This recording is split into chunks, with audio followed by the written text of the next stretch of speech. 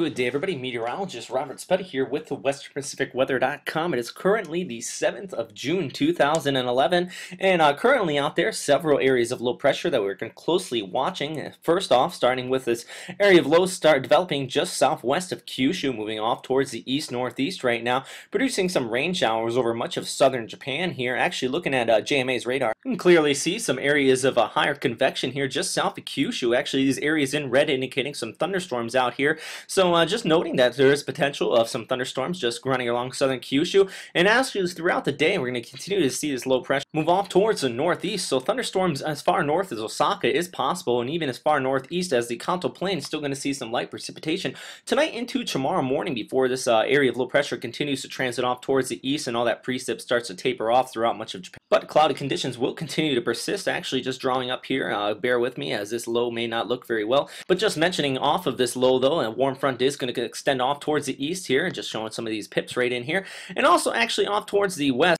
You have a developing cold front as well. All this is associated with the rainy season Bayou front, which is caused by the interaction between the Westpac high down here to the south and actually the Asiatic high up here to the north. So really just extending along this horribly drawn low pressure system here is a stationary boundary that extends all the way out towards the east here and over China, producing some precipitation there as well. But moving on to JMA's analysis on this, actually show a similar synoptic overview on it with that area of low pressure just southwest of Kyushu with the extending stationary front up here. Now the reason why I mentioned the stationary front so much is because there's another area of low pressure developing just here over the Philippines right now, actually the center of circulation over Visayas currently going back to the satellite loop. It is pretty evident here with some of the northerly outflow really evident up here towards the north, and also some good inflow coming in from the south. All these high sea surface temperatures well above 27 to about 28 degrees Celsius right up in here. So a very warm sea surface temperatures up in this region, and overall circulation very well organized actually at this time. Whole reason why this may not develop into any significant storm is because it is currently over land here, the Philippines archipelago. So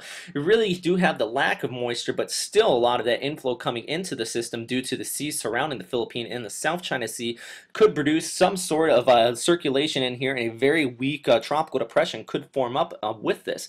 Now the reason why I mentioned the stationary boundary is because this is likely going to track off towards the north here, actually showing Europeans model on this. If we begin to watch this area of low pressure just over Luzon here, you will continue to see this kind of track very quickly through the, or actually right there, Luzon Strait and up towards the Taiwan Strait before it hits this stationary boundary and shoots off towards the east, just associated with the westerlies there. Europeans model really being weak on it at this time, while GFS and NOGAPs are pretty non-existent, so I'm not going to show that. But here, just showing the overall background flow or the steering flow analysis here from SIMS actually, just showing the flow moving off towards the north and eventually off towards the northeast here. So really, you just want to kind of look at this and how this is going to flow and just show the direction that this easterly wave is going to go into right in here, and kind of following the same route as that European model showing, just going off to the north and running over Taiwan here before it gets caught up with the westerlies and that stationary boundary.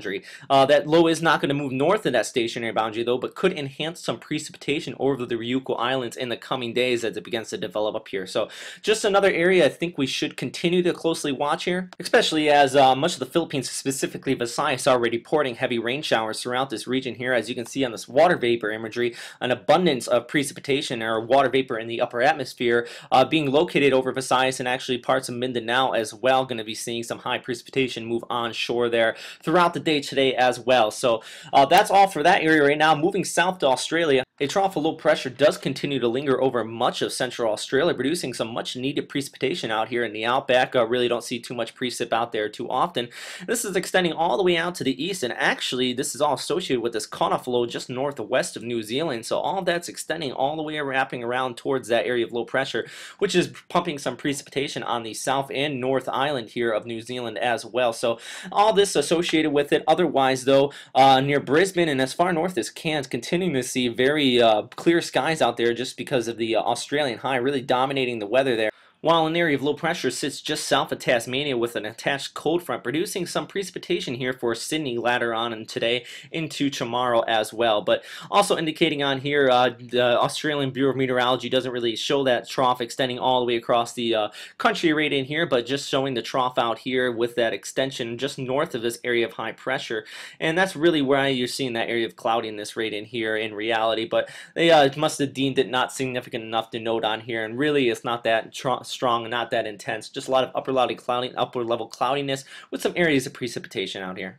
But that is all for right now, everybody. Thanks again for listening to WesternPacificWeather.com. If you have any questions, comments, or suggestions, you can always post them in the comment box below if you're watching this on YouTube, or you can email here at westpacweather@gmail.com. So always looking for those suggestions and ways how to improve this. Also, make sure if you want to get continued updates on when I post these videos, please check the Facebook page above. That's one of those many resources that I try to use to continue to keep people informed on when I post these video updates and try to get people out of the paths of many storms out here. So thanks again, everybody. Also want to mention my next update is not going to be until the evening of the 9th or the morning of the 10th. So just no update tomorrow, mainly due to the fact that not too much significant weather going on out here right now, even though we do continue to watch this area of low pressure over the Philippines. So thanks again, everybody, and I hope you have a great day. Bye.